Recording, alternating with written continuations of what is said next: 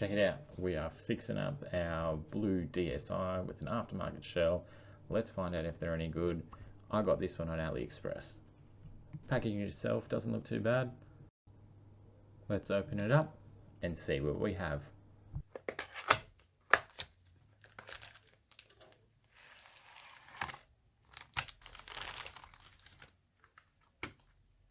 Actually looks pretty good. Initial impressions, this thing actually doesn't feel too bad. I have high hopes at this point. Now the site supervisor is currently asleep on the job, so hopefully everything goes to plan. She's awake. Uh-oh, I could be in trouble. So I figured I'd lay everything out on the table next to each other, original versus aftermarket, so we can see exactly what is included in the packaging and if there's any differences between the two, which most likely there will be. We can also see if there's anything we need to bring from the old shell across to the new shell. Yes, we'll talk about the differences we notice between the two of them first. The writing on the back between the two is absolutely different. The pads are a different colour. The text on the buttons and the casing. The rubber screw pad pieces, whatever you like to call them, are a totally different colour. These ones honestly look like they might stick out like dog's balls. They are such a different colour compared to the shell. So we will just take a second here to look at all the pieces that are included for the top and the bottom here. Overall, it does look like a pretty stacked kit where you do get most of the things that you're going to need to do a complete reshell on your DSi console. The one thing that does stand out to me, no hinge piece. That one little thing that I couldn't get out, I'm going to have to find another one since I still couldn't get it out of the old one, and they don't include it in the new one. Apart from that, let's crack on. Piss off to this one. Let's get rid of that. Let us start with the top. So it does have a new lens to come with that upper frame, which is really handy since a lot of the time you'll find the second-hand ones are scratched up to the shit house. So doing a top screen swap, we will need to do some soldering here, so make sure you've got your flux. Any will do. Some are obviously better than others, but hey, whatever. Get your flux, get your solder, get your speakers off your old screen, and transfer them across to the new one. We also need this little clear piece that's included. It goes in the top half of the frame here. It's something that you do want to put in at the correct time, so you don't have to disassemble it and redo it. Once you've done that piece, follow it up with this black insulation. It's a sticky pad, so get it off and try and line it up here so you can have a look. There is actually little markings on the piece of the frame here, which it does seem to line up into. I don't know if that's by design, but it definitely does fit in between them, which is handy. Alright, let's grab the other pieces we need for the top here. We need our camera, we need our microphone, we need our Wi-Fi speaker puffy pads, or whatever you would like to call them. We're now going to crack on with this top screen reassembly, camera and screen ribbon cables. Now these are always painful. Roll them up as tight as you can. That is always the key. Get them nice and tight. And then you also need to make sure that you have your metal round hinge. It is essential you put that in there, otherwise you're going to stress that cable when you open and close it because it's not there to give it support. Feed them through, pull it through.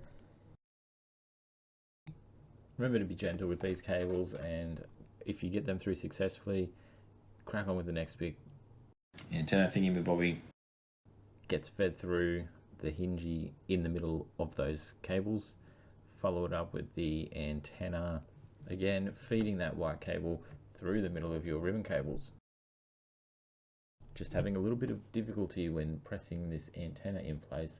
It seems like we've got our first defect of the shell, where the antenna will not fit in place due to the plastic little posts being a little bit too thick. So with a little bit of prod force, I got that on there, so let's skip over that. Not a big deal, but we will count it down on our defect counter. Just a case of lining all these bits and pieces up now once they're all in place. This camera, a little bit difficult sometimes, but a bit of poke and you'll get it in there. That is our top half reassembled now. Let's get it connected to the bottom.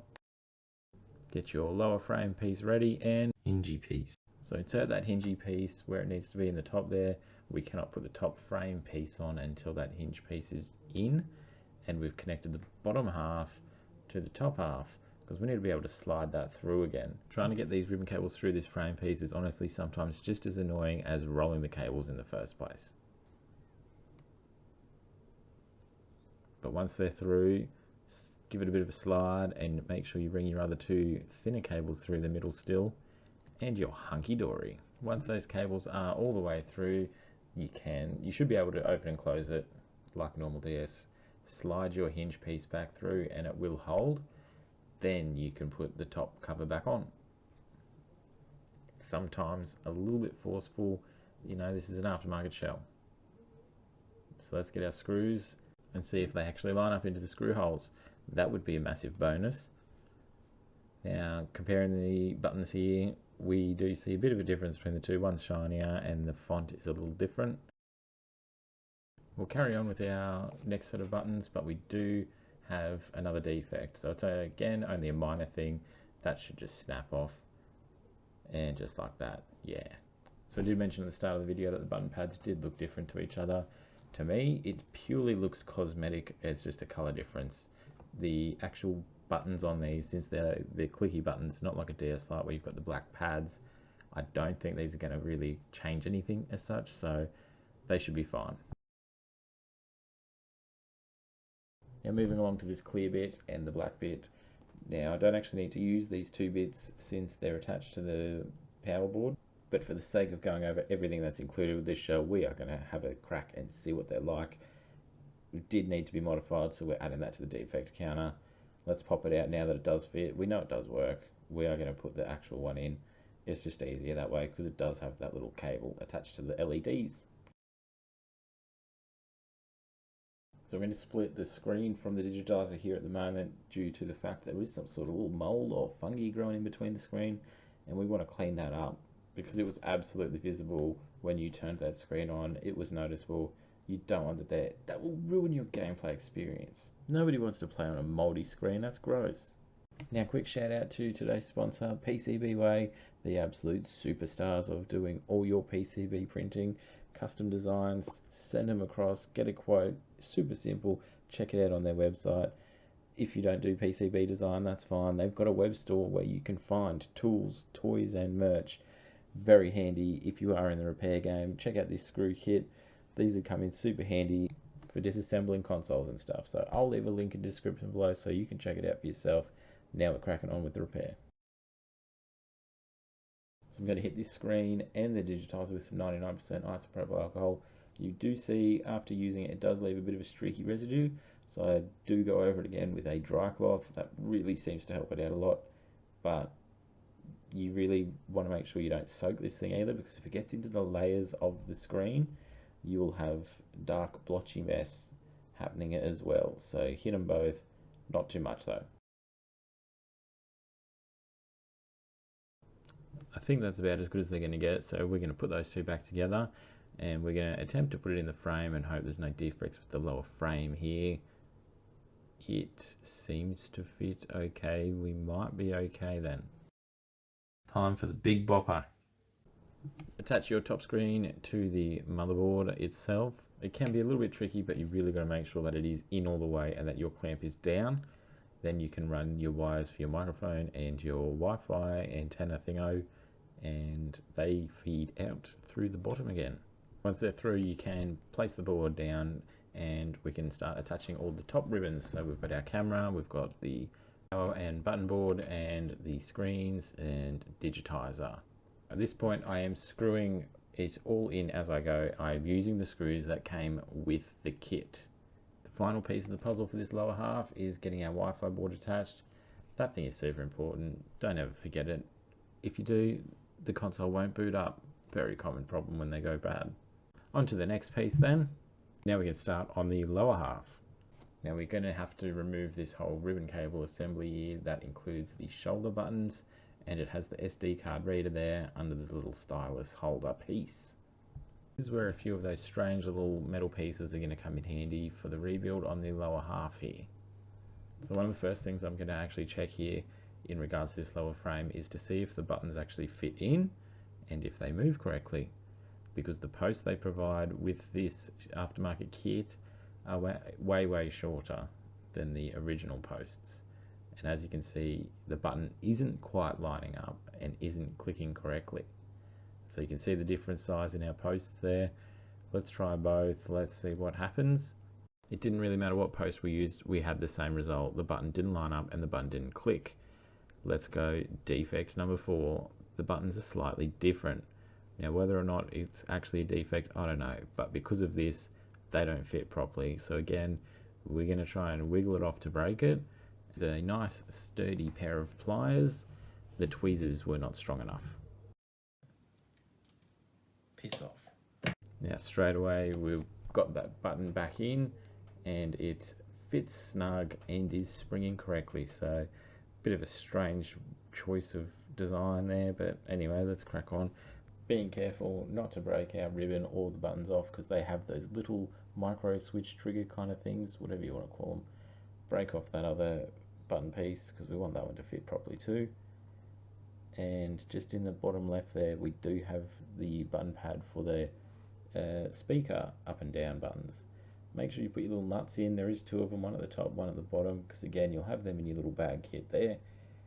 Then once they're all in place, including your little metal piece under the SD card, put the assembly back together. And look at that, buttons springing. Music to my ears. I must say, so far, overall, I'm pretty impressed with this aftermarket shell. I know there's 4 defects so far, but they've all been so minor and such an easy thing to fix. I've had aftermarket shells in the past where I've got to sit there and sand things down, like hinge pieces and stuff, because it's just so poorly made. So overall, this one, pretty good, I reckon. Pretty good so far. We're just putting the finishing touches on our battery cover here, so it's got separate screws. They're different with those little clips. Again, comparing the two, you do see a color difference, but the color difference will line up to our new shell. So not a huge deal. Let's get our little screws with our little clips in there. We can close that battery cover up and we can give it a test run, because the moment of truth is always scary. I don't actually know if this whole thing is going to work, because before I took it apart, I didn't actually test all the features. I saw the top screen was broken and went, stuff it, let's bloody replace the whole thing. Of course, the shell wouldn't be complete without your aftermarket fake serial number sticker, so let's seal that on. Bam, beautiful. It looks legit, the real deal.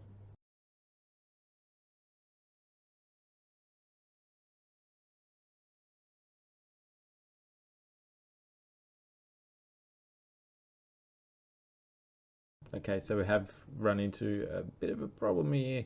The screws appear to have pressed through the shell there.